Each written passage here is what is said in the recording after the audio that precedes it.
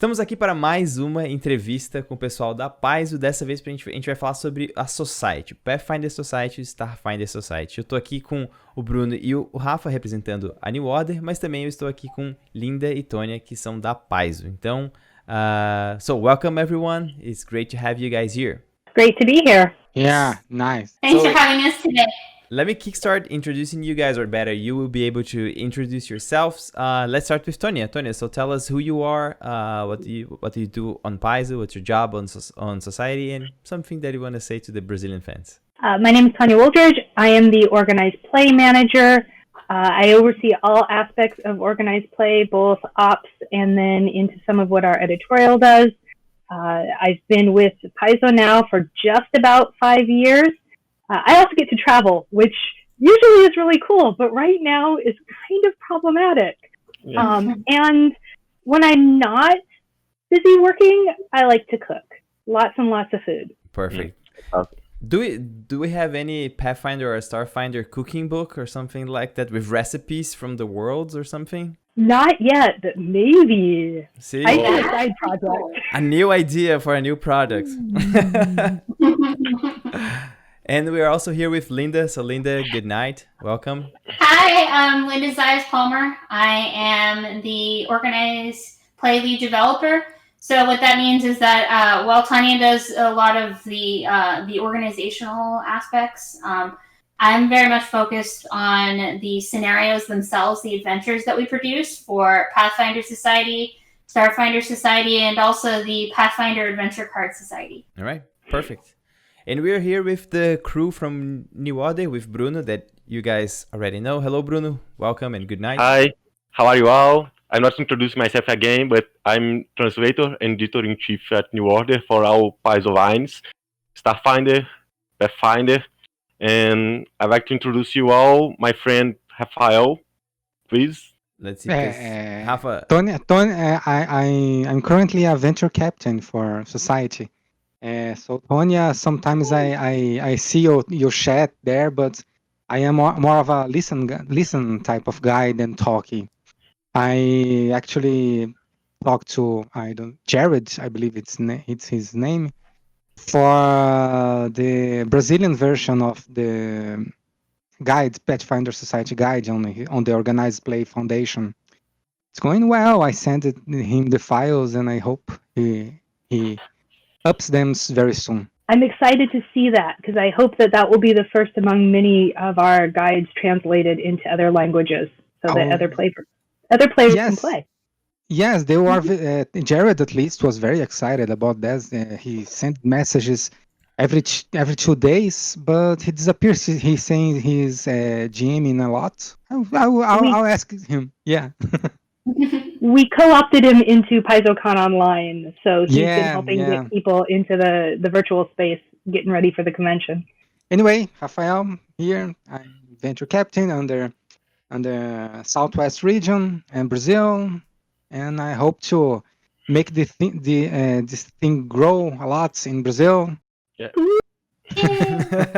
We're trying to, and I'd like to add, Rafael is also the designer at New Order for everything that Paizo produce, and we make our Portuguese versions, our editions, everything in Paizo, Pathfinder, Starfinder. Rafael is the magic man that make everything looks nice. Just thousands of pages in design and hundreds of gigabytes. Hundreds and hundreds and hundreds of pages. Hey, you can't just pay just for a lot of pages in design, okay?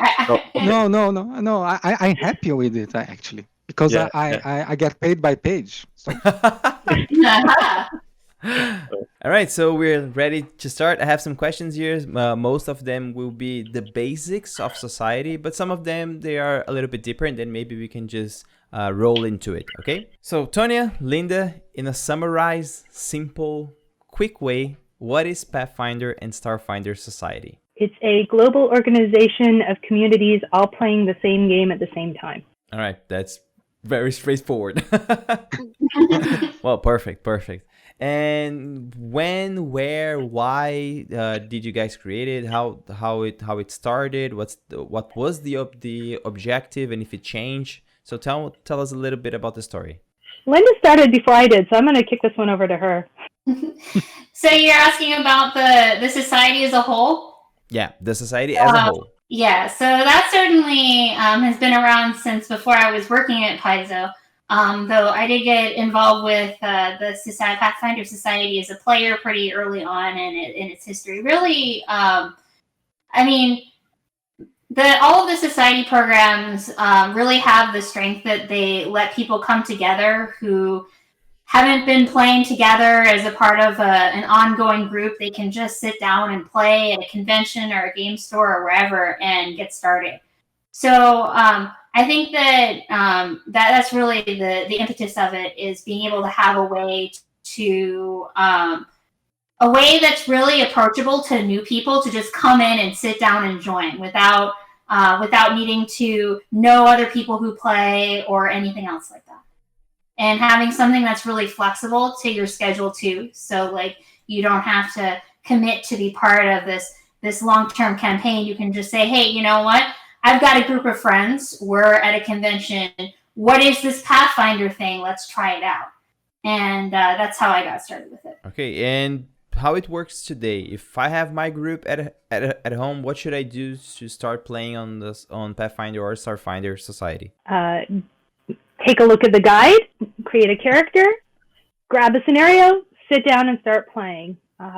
We've got them for all of the programs that Paizo produces so that you get to choose the flavor. Do you want to do space fantasy and go check out the aliens? You want to pick up a Starfinder scenario? If you want to do the normal high fantasy, go talk around with your elves and your dwarves in a world that has a little bit of everything for everyone, then you want to grab a Pathfinder adventure.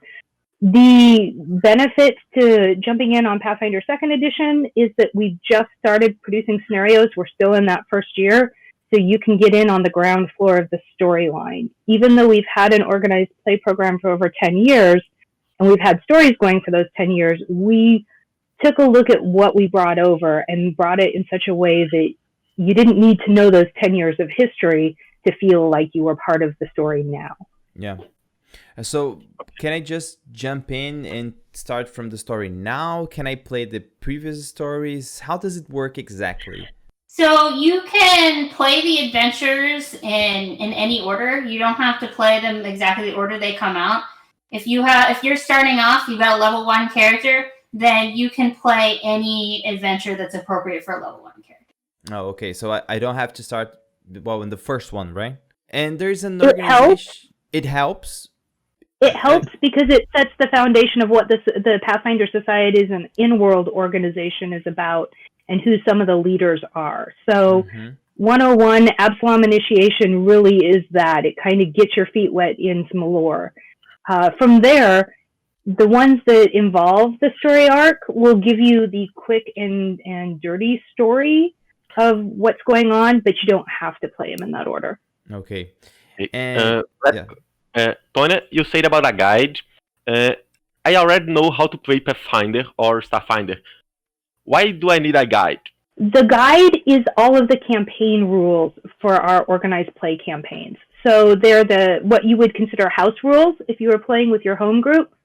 And some of the things that we've just had to say either are limited or you can't use right out of the book.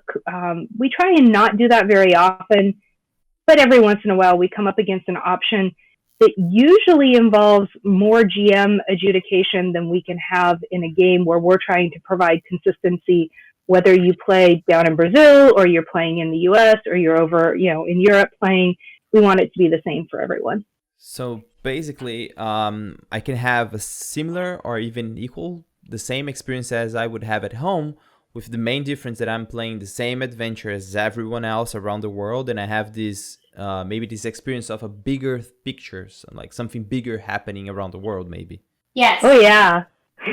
And you can if you start a character at a convention or at a store or wherever in Brazil, you can play that same character in anywhere else.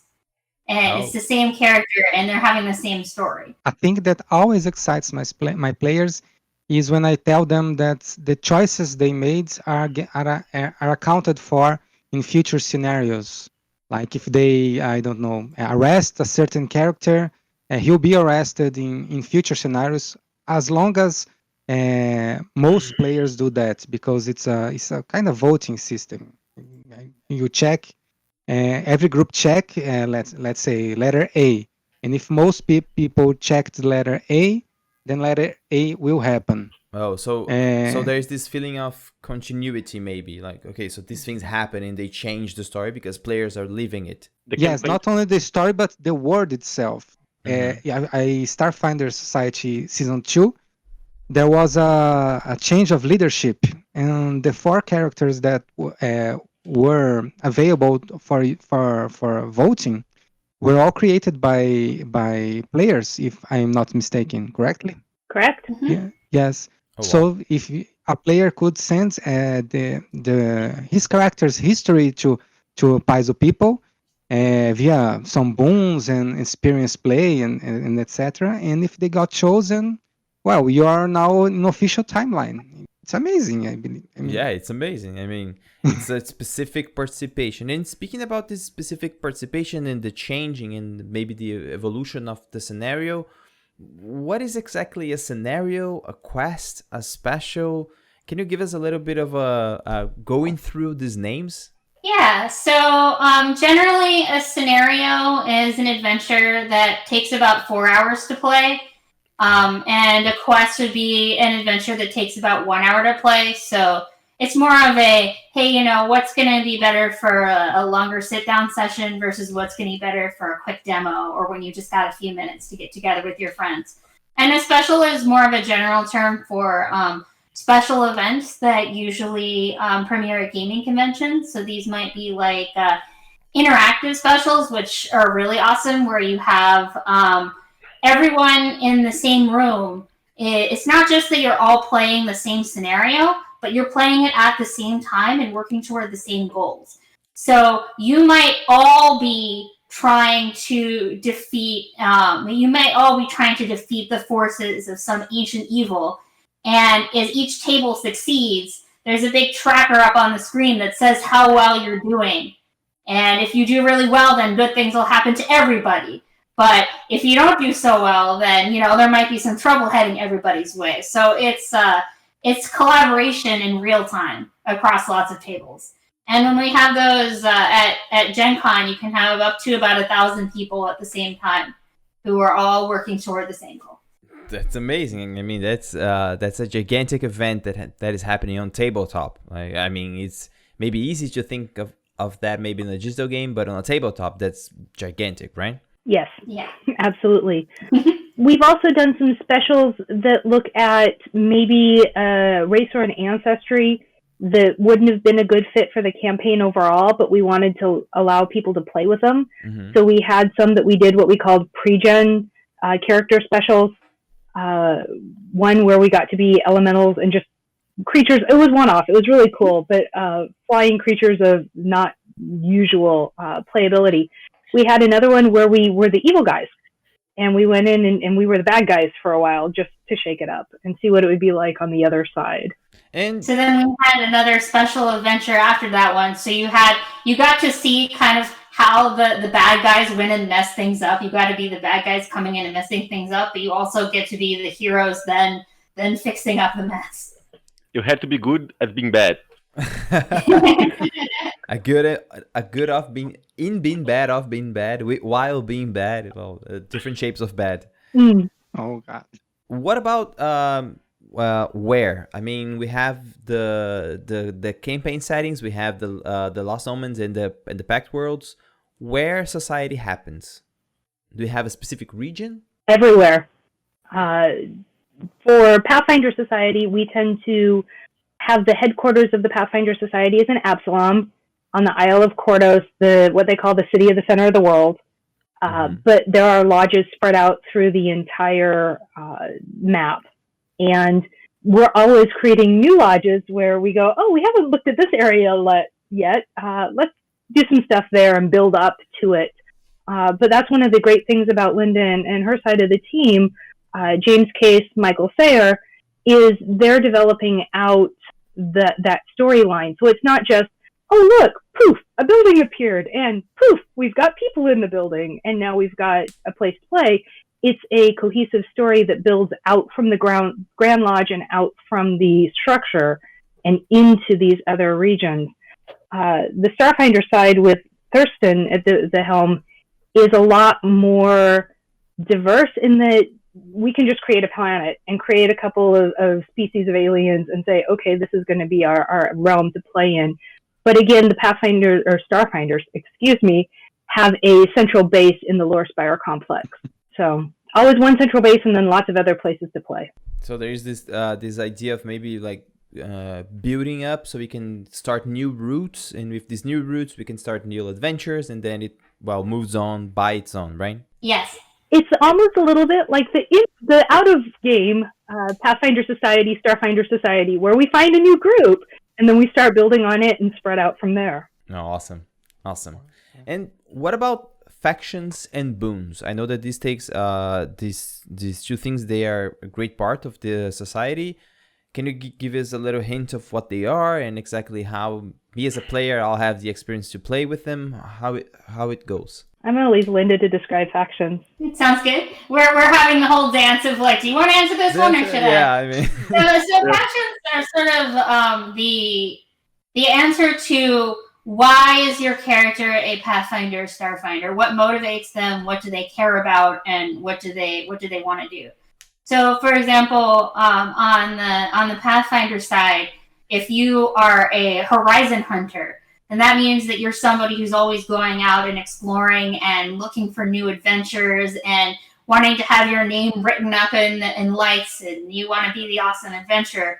And if you are, say, a member of the, if you're a member of, say, the Envoys Alliance, then you want to get out there and you want to recruit new people to the society, and you want to make things better for people who are in the society, and you just kind of want to promote the society that way. How a faction works different to every player, that because you have a lot of player characters in the same game, but can they all be from different factions, and how it works? Because if you have someone from Greenwheel, someone from a Voice Alliance or Zone Hunters, how is the mechanic, how is the dynamic about all those players in the same game? So the factions specifically are not really set up to be competing with each other, right? People can have different motivations that brought them to the society, but they're not like fighting with each other. In the history of factions, originally they were more tied to specific national interests in the world, and sometimes that caused them to come into conflict. But the way that we have them now, it's very much like, okay, this is why I like to adventure, but just because you like to adventure, one person likes to adventure for glory, and one person wants to adventure for other reasons, like they can still work together. I was going to say, with the factions too, you can choose to champion a different faction every time you play. So if today I feel like going out and making a name for myself, but in 6 months, I've kind of done that, and I'm ready to look at the Vigilant Seal, which is all about protect, contain, destroy, save the world type mentality. I can go be the hero that's gonna, find the bad, evil artifact and make sure it gets sealed away in the vaults forever and ever. You can actually change from game to game if you want to have that kind of experience, or you can be very dedicated to your one ideal and focus on that to the exclusion of everything else. So it gives me as a player the flexibility to play different games whenever I sit to play. So that's one of the goals, right? Oh, okay. Mm-hmm. Yeah, makes sense. It fits in with the Pathfinder goal of customization, that you really get to make the character you want to make in all aspects, even while we put a framework around a little bit of the campaign so that everyone gets that common experience. And what about boons? What is the difference between factions and boons? Do they affect similar things? So boons are benefits for your character in a very short piece of it. So there's something you can add to your character. Sometimes they're options for your character. Sometimes they're equipment or items that you can purchase that will aid your character. Sometimes they're just flavor. And now I can have a fluffy coat to wear to all of my activities and say, hey, look, I've got the jacket that allows me to belong to, shows I belong to this group. But each time they're just that little bit that adds to what your character can have. Linda had an answer too, I think. Oh, well, you gave a good answer to it, but I can just add a little there. The idea is that they help to tell the character's story in terms of what did they come across, what did they find, and how did they grow based on those experiences. So maybe They are the addicting part. They are the they addicting parts. The ad part, right? So when I meet another Addicting, no, character- addicting. I mean, my Oh. players are addicted to it. They want more boons, and I say, then let's play some quests because the boons in the quests are amazing, and they have stacks of boons. They want to collect them all. It's almost like Pokemon. and Exactly. there's this and there's also this feeling of achievement, right? Oh, I mean, I have this amazing code that everybody will know that I played this scenario or this quest, and then they can recognize, right? So there's this small thing happening as well. Yeah, I think we all have that collector mentality a little bit, Yeah. and this kind of adds to it. You know, it's just one more thing. I don't know. When I play video games, I have to go get everything from every NPC in the game, and if I don't have it, I don't feel satisfied at the end. Yeah. So I can definitely see that with our players as well. And what about the character itself? First of all, is my character going to evolve? Is he going to level? Because I know that he's going to receive some boons and everything, but what about leveling the power of my character? Yes, you get gold and experience points every time that you go on an adventure, and then once you get enough of those, then you level up. All right, Just so like a regular Pathfinder Starfinder game. yeah. Although the XP system we use is a little simpler. Oh, okay. So there is a difference. Yeah. And what about numbers? Sorry. We've taken the slow XP system and kind of just pared down some zeros on it, and the team is having a great discussion right now of, do we put the zeros back in so that it matches what's printed in the core rulebook, or do we leave it paired out so the numbers are smaller? I think we're still kind of waffling maybe a little bit on what our final decision will be, but the idea is that we've taken that slow track and put it through the Society adventures, so that if you play 3 adventures, you have the XP equivalent of a slow track to get a level. If you play a quest, because they're 1/4 of a scenario, then you get 1/4 of the rewards. Oh, okay, makes sense. Yeah, makes sense. Mm-hmm. So it's tied up to the amount of play that I have as well, right? To the time of play. Roughly. Yeah, roughly. I mean, Roughly. if you play a scenario and play by post, it's going to take you months, where if you play it in a face-to-face session, it'll take you hours. So there isn't quite a one-to-one correlation, but it's not too far off. And can I play both at the same time? I mean, can I be playing a play by post while I go to events and play the face games with the same character? Yes, technically. Okay. That's some weird time You just traveling need thing to happening. A little bit, yeah, but it's the same weird time traveling that allows you to play scenarios out of order.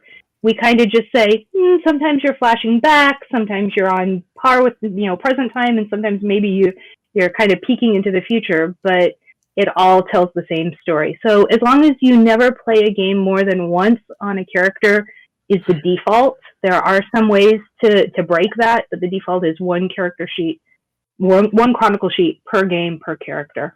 Mm-hmm. And you can also have as many characters as you want to. Oh, so I can have as many characters as I want, right? Mm-hmm. Can you replay a scenario with a different character?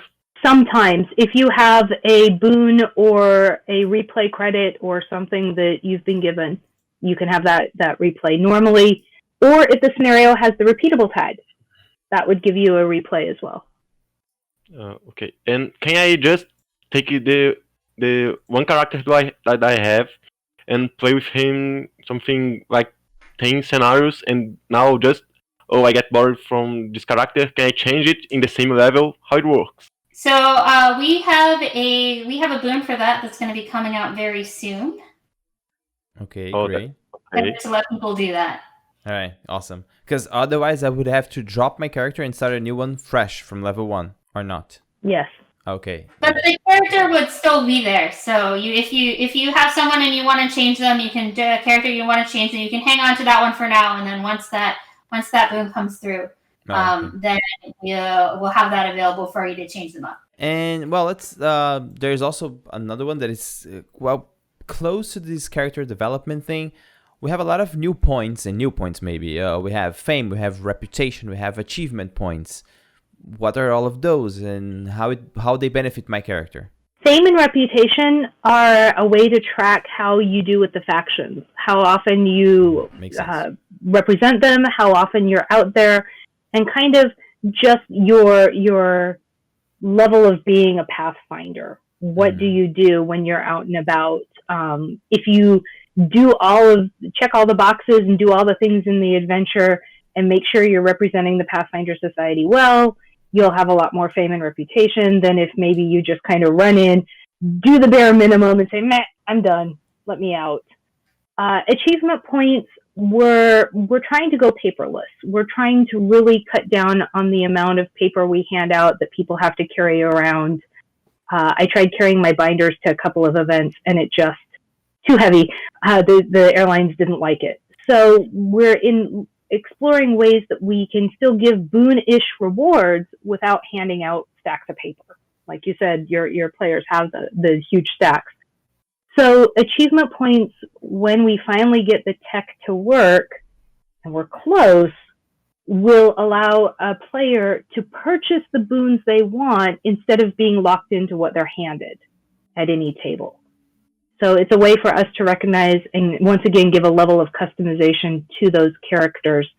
And we can do things that we can't normally give out otherwise, like special ancestries, maybe special backgrounds, some of the equipment that is uncommon or rare that we've got in the campaign that's written in the hardbacks. So a lot of different things that we can add to that chart. I've been told that we've now got a target date of the end of May to get that brought all the way online. So awesome. They're really trying to push it out and get everything.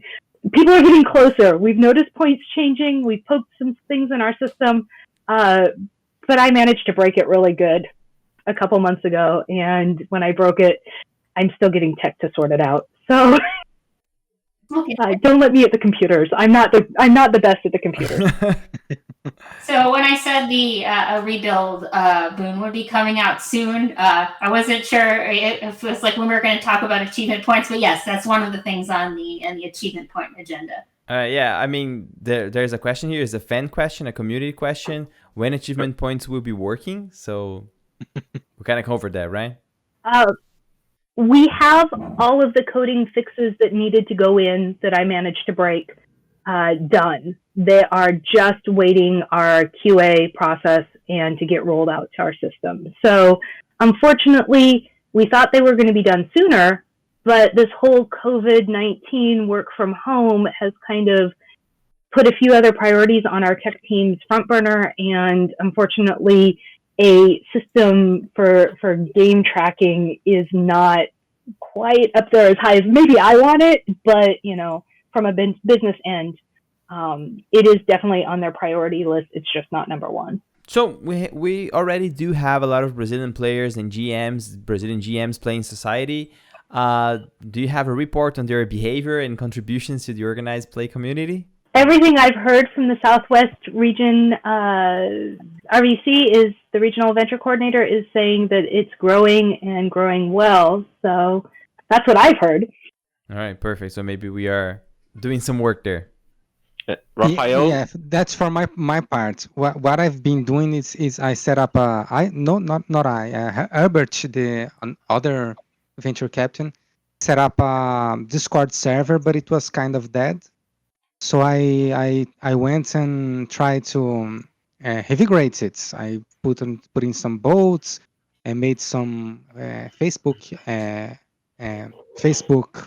promoting pages, not paid one, just posted, and I got up to 200 people in this server, with some 20 people regulars that always plays, and I every time I set up a table, it fills up in questions of minutes with a long wait list. I have one in the end of May that has 6 players, and I have 8 players in the wait list for that. We need more GMs, and I hope that with the guide in Portuguese and the adventures that will go out in Portuguese too, this number will increase. I have serious problems of people talking to me and saying, "Please set up more tables. We have a very large waiting list, and I want to play, and etc." I believe every day I get those kinds of messages. So I need more GMs. We need more players and more GMs. But I believe that the reports are 2 per week, if I'm not mistaken. There are me and another GM that we always do a weekly game at least in Discord server. I know there are some that play not on this Discord server, play between themselves. I saw some reports of that, and we hope that this will grow, as I said, with the Portuguese guides and etc. Let's hope. Well, I believe that we're going to have an increase on that number with this interview as well. Oh, yes, I prepared that. I already installed Mystics, that's a moderation bot, just waiting for that kind of thing, because usually when you put the address in YouTube or anything, spams tends to arrive. So I am foreseeing that. And I think one thing that's worth pointing out is there's no test or anything to be a society GM. All you need to be a society GM is pick up the guide, pick up the scenario you want to run, get a group of people together, and play. No, awesome. So it's quite straightforward.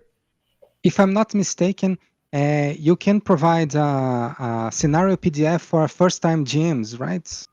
If I'm not, I saw something in the Discord channel. We provide them to any convention GM that's running. So if you get a group together and it's, we can send them down. We ask that you don't share PDFs amongst each other, just because of the way that our system works and our copyright protections. But you're more than welcome to print them out and mail them a copy or hand them a copy of the scenario from your set as well. Mm-hmm. Yes, I know that there was something there that could help. I just don't know why. I never went after that actively. Well, now I know. Plus, anyone that says that they'll help you out with a little more organization or regular running can join as a venture agent, and they get all the scenarios dropped to their account for free. Yes, I have 1 or 2 that I'm keeping my eyes on. Well, let's go and talk about some rules of the game. I know that on Society and Sanctioned Adventure Paths, they have a fixed downtime days between adventure that the GM should give the players, right? But out of the organized play, there is no measure for that. I mean, there's a difference between how the organized play and the home tabletop works.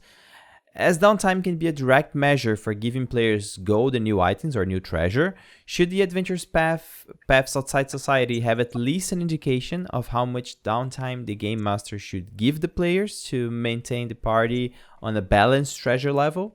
Well, I think that society is really looking to make sure that the experience is going to be fair when you have a player who can move between a lot of different GMs and a lot of different tables. Mm-hmm. Whereas if you're sitting down to an adventure path and you've got a steady, consistent group, then that GM can watch that particular group of players and say, it looks like this group really likes crafting, so maybe we should give them some more time to craft. Or it looks like this group doesn't really care about that kind of stuff. They'd rather just go with adventures, so maybe instead I'll drop a little more treasure in the dungeons.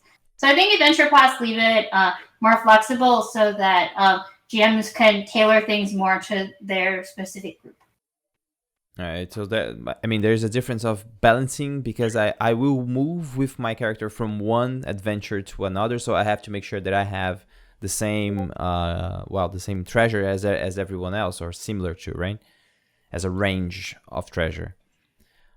But what about encounters? Because we have that we know that society scenarios, they have tiers and an indication of how to adjust the encounters and treasures for parties of different sizes. But in other adventures published by Paizo, the game masters, they have to think and redesign those things by themselves, which adds a lot of preparation time before running the adventures. can we use the guidelines for the adventure for the society in the adventure's path, or maybe we could have something similar in a web file? Is Paizo aware of that? How does that work? So one thing that organized play scenarios or Pathfinder Society scenarios have to deal with that a home game wouldn't necessarily have to deal with is groups that have mixed character levels. Because if you were playing a second edition game with a home group, you wouldn't really have a table that has 3rd level characters and 6th level characters playing together. Yeah. So in that case, the only scaling you have to worry about is, okay, everybody's 3rd level, how many people do we have? And the core rulebook gives some good guidelines for how to adjust each of the encounters based on that. But Society has its own special situation, which Pathfinder Society handles now with the challenge point system to sort of say, okay, how do we come up with a simple number that you add up to decide how powerful your group is as a whole, and then we can come up with different scaled encounters for that. But that does take extra space and extra development time as well. Yeah. So for like the adventure pass where you can expect everyone's the same level, then it's more straightforward to use the core rulebook guidelines. About adventure paths, when we will have Age of Ashes Extinction Curse sanctioned? That's very much something that's on our radar right now.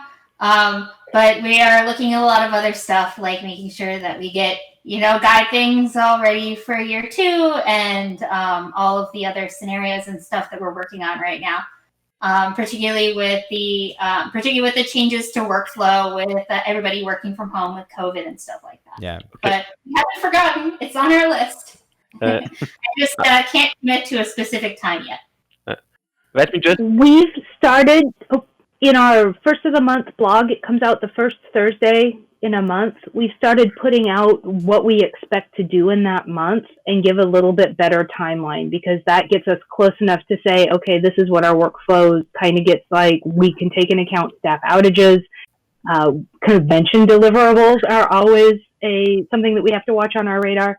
So if you check out those blogs, that will give you a better idea of what the team's working on and what we expect to roll out. Please, I forgot, not everyone knows what it is. Please explain what is a sanctioned adventure. Oh, good one. Yeah. So what is the difference between a sanctioned adventure and a normal adventure? A sanctioned adventure is a normal adventure that has rules for it that let you put credit onto your Pathfinder Society or Starfinder Society character when you play it. So basically there's a guide. I mean, if I follow this guide and I have this printed out and everybody follows it, bam, it's a society adventure game. Mm-hmm. So can I play an adventure path like Age of Ashes, here in Brazil, Era das Cinzas, and do this as a part of society? Your society character will get credit for it when we get through the sanctioning process, yes. So You don't even have to have a society legal character, and it doesn't have to be the character that you play in society. You just earn some rewards to bring over to try a different style of adventure. Okay, interesting. And are we going to see an increase on the sanctioning options? I mean, what are the options now? How do I sanction a game? Do I have to do that? Is Paizo doing it? How does it work? Anything that's published for the Pathfinder Society or the Starfinder Society specifically is already sanctioned. We don't produce scenarios or quests or adventures that are not viable for society play. If it's a different Paizo product that gets produced, the adventure paths, sometimes we have modules come out, sometimes we have different type of adventures. Whatever our creative team comes up with and gets put on the schedule, then that's where we add a document behind it that says, even though this isn't a society product, here's the ways to make it a society product. Yeah. So if it's not already sanctioned by you and sent out as a part of the society, you will maybe print out something that says, okay, this is what you have to do. Exactly. Mm-hmm. Okay. And can I play scenarios and quests outside of society? Yes. Yes. We like it when people report that they're playing them so that we know and we can go back to the management at Paizo and say, hey, look, this is what's being done with our products. But you do not have to use them as part of organized play if you don't want to. They are good standalone adventures no matter how you want to play them.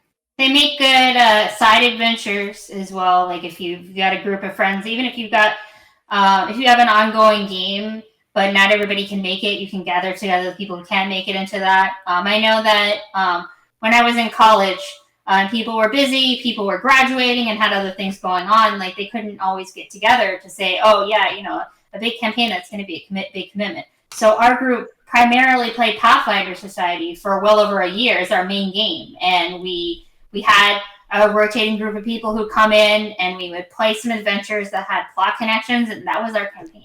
Oh, I was going to say, I know some people that aren't playing Pathfinder or Starfinder, but they like the storyline so much that they will convert it into another D20 systems just so they can use the storylines with their game of choice.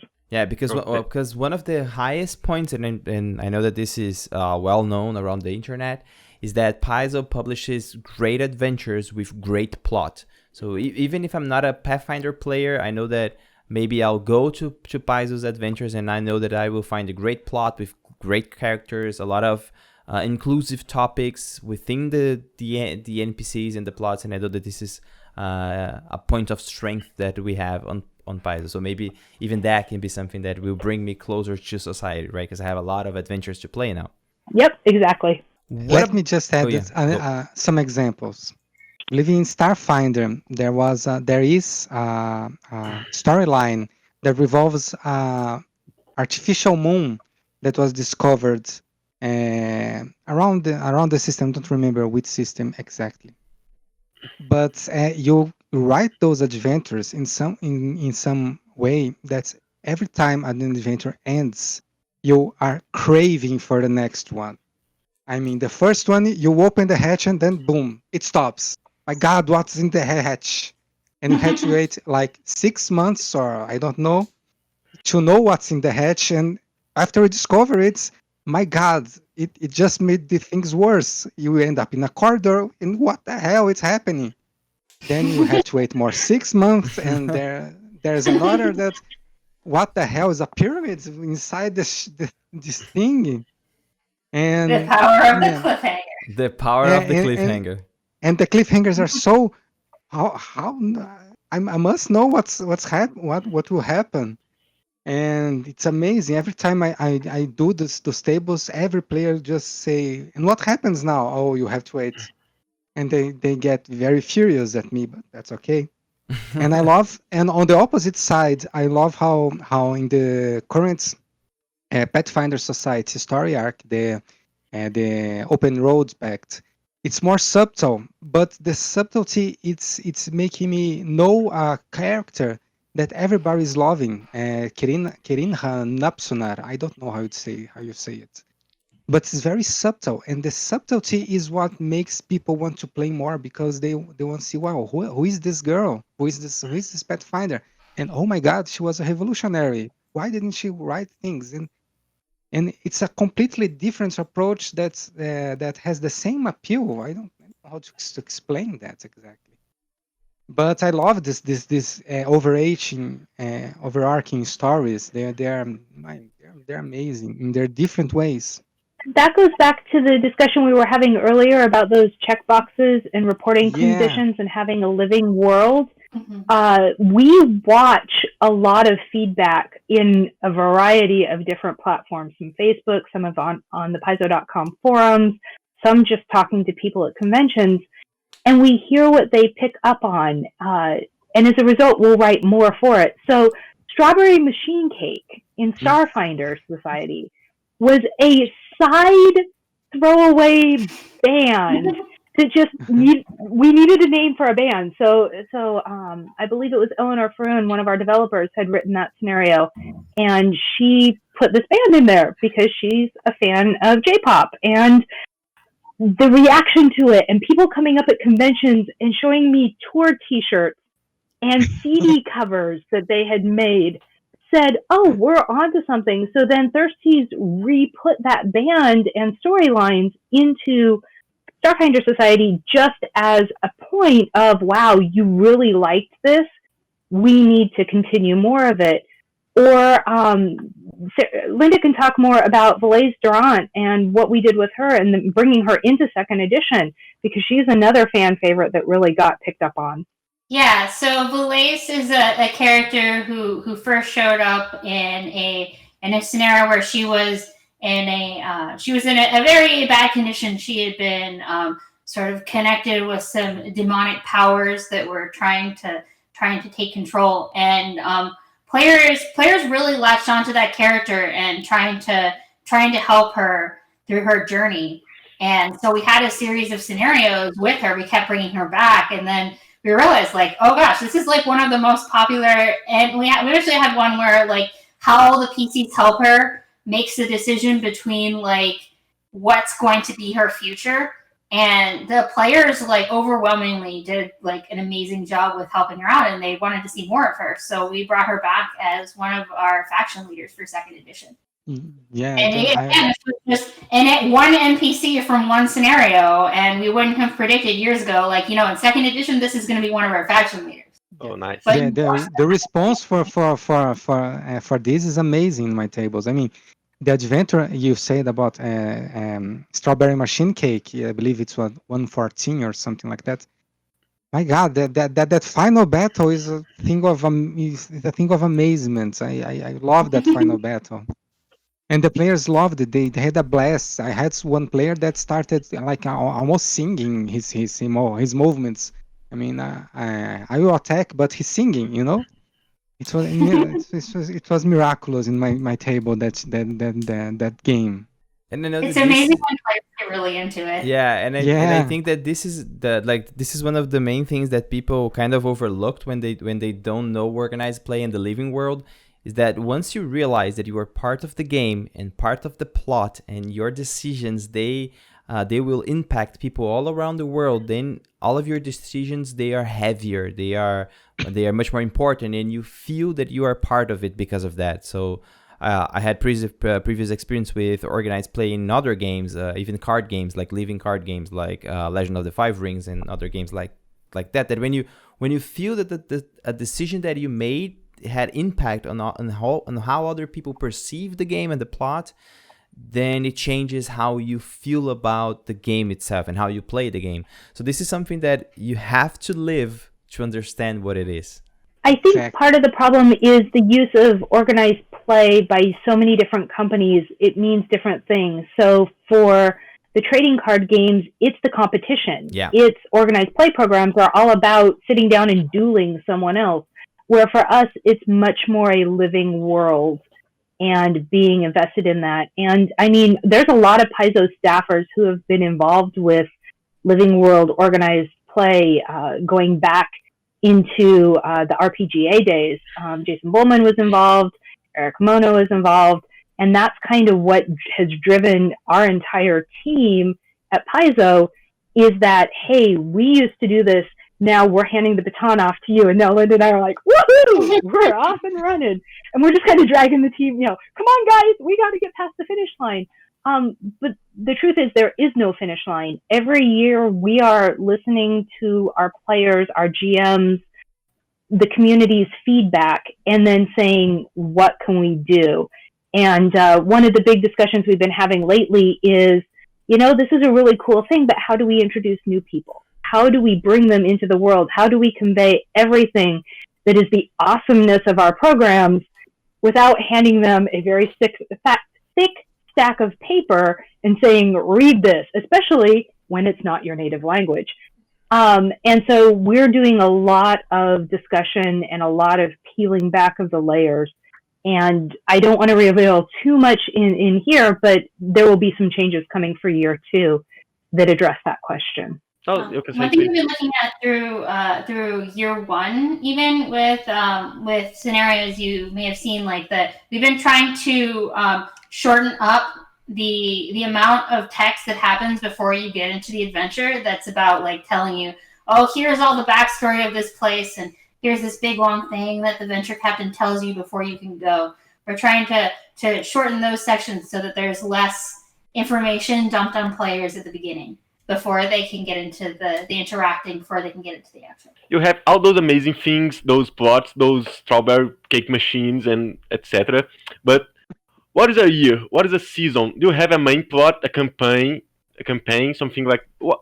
how you organize the stories behind Society and how it works. Do you have a team every year? How it works? So we have sort of for each year we have like one big season story, and then we'll decide, okay, just like with the TV show, we're gonna have these 6, 7, 8 episodes that are really focusing on the main story, and we're gonna plot those out. But then we're also gonna have some other smaller themes we want to deal with, and then we're gonna have just episodes or adventures that aren't connected to that big story. So we want to make sure that it's not something where you need to play all of them to make sense of the story.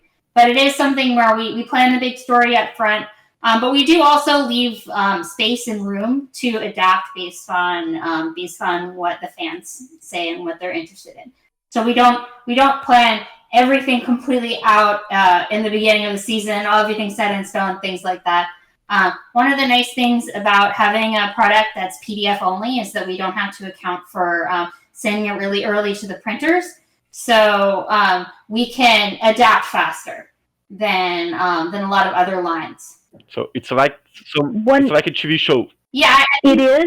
One of the things we kind of challenged the team this year, and our storylines are led by the line developers. So we've got Michael Sayre on Pathfinder Society, and we've got Thurston Hillman on Starfinder Society. And then, while we're not talking about it a lot, the third society that we really deal with, the Adventure Card Society, Linda oversees those storylines. But we went and started talking about what does the society look next year, in 3 years, in 5 years? What seeds do we want to drop now? So someone that's been with it the whole time will get to the end of that period and go, wow, oh, big reveal. While keeping it accessible so the person that starts yesterday doesn't miss out, they pick those same pieces up. And so we've got some things introduced this year that you won't see an answer to right away. It's that ultimate cliffhanger. We might make you wait more than 6 months on some of these, but we hope that by the time we wrap these arcs, that they will be satisfying to the players that have seen all of them. Mm-hmm. I'm sure they will. Well, I think in terms of interview, we covered everything, but it's important that you guys leave a message for the Brazilian players. Is there anything that you guys would like to say? Because we're going to launch Society here in Brazil soon enough. So what do you guys would like our Brazilian fans to know? We'd love you to join us. We're looking forward to seeing more of you. And don't forget, explore, report, cooperate, and right now, wash your hands. Yeah, I mean, you can do all of these things and still wash your hands. So just wash your hands. Yep. Linda, please leave a message. Oh, me, yes. I guess the main thing is, I have had so much fun playing and GMing, and now working with my job with Things for Society, and it's always amazing to be able to welcome new people. So welcome, and I hope you have as much fun as I have. All right, perfect. So this is it. So thank you. Thank you everyone for being here. I know that this is a big step for Brazilian society in terms of both Pathfinder and Starfinder. It was great having you here. I know that I had a lot of doubts about it, and I know that some people at home maybe would have the same doubts as me. So now we had some answers, and maybe this will get them hyped to start GMing and playing some of the society's games and some of the scenarios and quests, and to collect those amazing booms. So I'm sure that everyone will have a great time. So thank you so much. Yes, we need we need gems, please, gems. We need GMs. You can start a whole campaign with a flag like GMs, please join us. GMs, please. Em português. É, a gente faz uma Português, pacona, yeah. assim. You look at the camera. It's like you can GM. You We can believe it. GM. You can GM. Exactly. All right. So thank you so much. And for everyone, a good night. And remember, wash your hands. You can do all of these things and still wash your hands.